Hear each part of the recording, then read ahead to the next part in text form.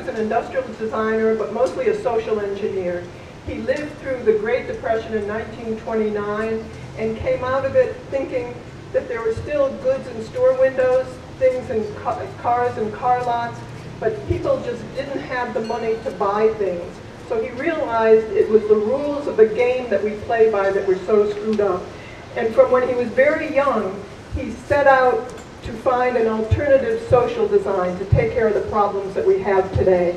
This is what's very different between Jacques and other protesters and people who understand that the system is not working, but they do not pose an alternative. I don't know of anyone else who tries to find the root causes of the problems and understands that things cannot be fixed within the monetary system and the system that we live by today. So Jacques has worked, he's 95 years old, he's worked since he was very young, working with people, drug addicts, alcoholics, changing them, joining the Ku Klux Klan and changing them, putting his educational processes to test and understanding if he needs to change the world, he needs to be able to change people's values as well. So he's arrived at a totally new social design and he backs it up technically. These are not just words that he talks about. If you go to our website, thevenusproject.com, you'll see what this new world civilization, this sustainable future would look like. So I see eventually, whether the Venus Project gets off the ground or not, this is what I see. I see machines displacing people. And if you displace people in the automotive industry, where the machine picks up the car, puts the wheels on, you're displacing millions of people. You don't need air conditioning, you don't need to pay them for vacation, you don't need to take out insurance on their health, and you don't need all the lights you need with people working there. So industry will put in machines wherever they can. But here's the downfall. If you keep doing that all over the country, people will not have the money to buy vacuum cleaners, electric fans, or refrigerators. If you displace most people by machines, how are they going to buy things? So it's a self-contradictory system. And this is the basis of understanding that politics was good 100 years ago, but it's obsolete today. Everything that you have in your home, those of you that have a home, your television set, your washing machine, your refrigerator, your electric lights, are all technical. There's nothing political about that. Oh, it's all technical. If you took away the technology today, you'd have people pulling boats along the river. Do you understand that? It's technology that frees you from things. It's electric air conditioning that makes your house tolerable. So we don't want to put the technicians in control any more than they're in control today. All the technicians do is build bridges. If you're a bridge designer, if you're an airplane designer, you can work on airplane design, but you don't tell people what to do. It isn't that technicians will rule the world. I'm against that. I'm against scientists ruling the world. I don't see any real scientists protesting against the exploitation of young kids when they work in factories. We used to hire children that were 12 years old and put them in factories and work them Saturday and Sunday. It's when people marched to free those kids from those conditions. Why do women have to fight for women's rights? Why do women have to march years ago for a public library? I don't know why just women did, but they did march, and they wanted a public library. So if people couldn't afford books, they can have access to books. Well, then there's the metaphysician who really believes that everybody has goodness within themselves. They really don't have anything within themselves. If you were brought up in Nazi Germany as a baby, after Hitler burned most of the books, you'd be a Nazi. If you're brought up in Australia, you say, "How are you, mate?" That would be normal to the way you speak. If you're brought up in Germany, Deutschland über alles, Germany above all. If you're brought up that way. So you mustn't hate anybody, because they're all brought up. What are American soldiers? They are killing machines. They're not taught anything else. If I had anything to do with it, I would take all the soldiers, Send them back to the university to become problem solvers. We have a lot of problems that aren't solved, and that's what we need, problem solvers. For every Edison we found, imagine all the Edisons we never found. I don't say Edison was good either. He was a crook also. Don't scientists usually rely on statistics to make a decision? It seems usually it's statistical analysis, and then they draw a conclusion from that. And then as science evolves and as we make new sciences, we will again have like better kinds of statistics or whatever, and then we'll apply those to the new technology that we develop. So how do we develop a language that's not subject to interpretation, like statistical interpretation? Scientists today are commercially rewarded for being chemists or working for the drug companies or working for the aircraft companies. They're just as corrupt as anyone else. And scientists, if they were scientists, they say, what makes war? Why are we going to war with Germany? What's the problem? What makes a man the way they are? They wouldn't stay in their field. Today they're chemists with scientific and chemistry. Then they're structural engineers that are scientific in structures, but they're not scientific in human relations.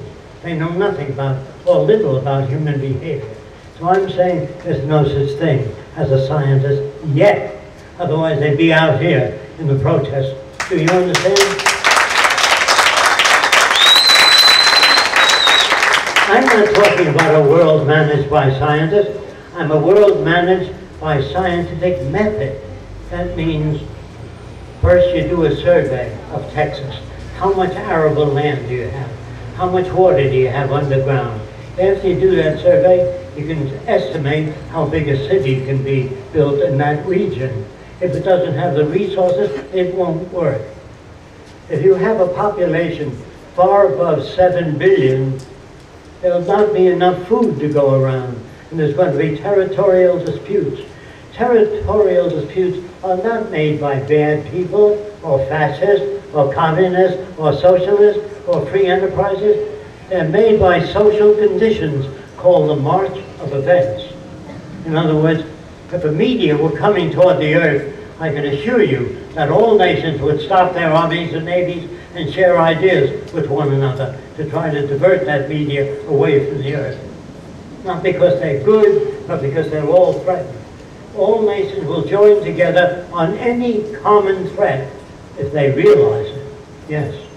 I'm a mother of 7 children. Which of my 5 children should not be here so that way it would reduce the population of the earth?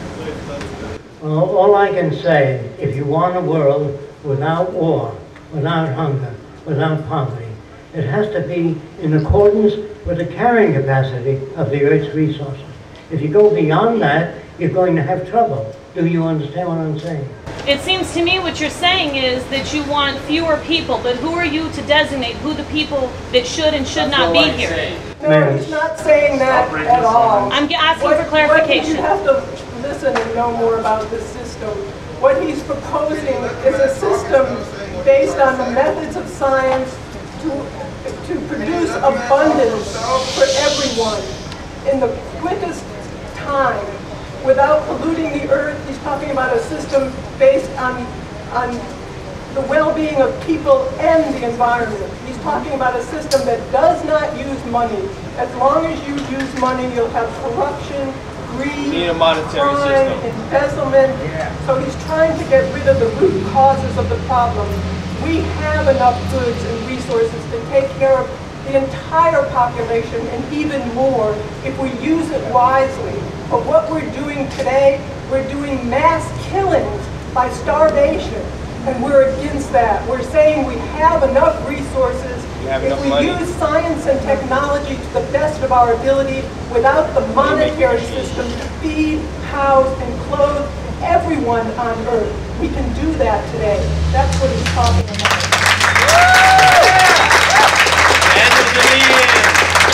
I'm not against you. Sometimes a person comes up to me and he says, I have 10 children. And when I say, what are they for? What are they for? Just having children is not wisdom. No, I don't believe in depopulation. I believe in educating the public. Why don't you put 10,000 people on the boat? Because it'll sink. The displacement of that boat determines how many people you can put on, not fresco. And if you want to take 400 people, put them in a spaceship, it won't get off the ground. You have to figure what the thrust is, how much thrust you can develop in a spaceship. And when the government came up to scientists and said, can you put a man on the moon? The first thing they said is, I don't know. So I'm saying there is other ways of thinking about things, but you need help. When a man takes his belt off and whips his kid, is he bad? No. He doesn't know any other way to get to them. He says, do what your daddy said. The kid doesn't, so he whips him, because his daddy whipped him. He doesn't know. Now, protesting the stock exchange will not change anything. I hate to tell you this, I wish it did. I'm going to try to tell you what we have to do to live in a world without war, without poverty, without hunger, and without most crimes. All criminals are made by this society, by the monetary system and scarcity, and burdens that are too big for the average person to handle. There will be no armies, no navies, no prisons, and no police in a resource-based economy. Why? Because it's just like the public library. You can access any book you want to. Next door to the public library, we have a camera center where anybody in the community, and with 7-year-old all kids, can walk in and say, I've come to check out the camera. Free, no fee involved. You understand that? Just like the public library. Next door to that, you have musical instruments, where anybody, like the public library, can check out any musical instrument. The Venus Project is sharing all the Earth's resources with all the world's people. A resource-based economy is using resources rather than money, making all things available to all people. And if you don't do that, you'll have wars, robbery, crimes of all kinds. Even every criminal is made by this culture. Once you make things available, that's the end of crime. Do you understand that? Not say don't steal. As long as you understand that people are made that way. When you're brought up in Australia, you say, I'm an Australian, and I'm proud of it. I'm a Greek, and I'm proud of it. That divides people. If you divide people, you can conquer them. So what the politicians say is things the public likes to hear. But scientists, not all of them, some of them, when they discover that the earth is round, they don't say to the public, it's a little round and a little flat, so you get along with everybody. No, they say you're wrong, it's not flat. Here's the evidence we have to show that it's round.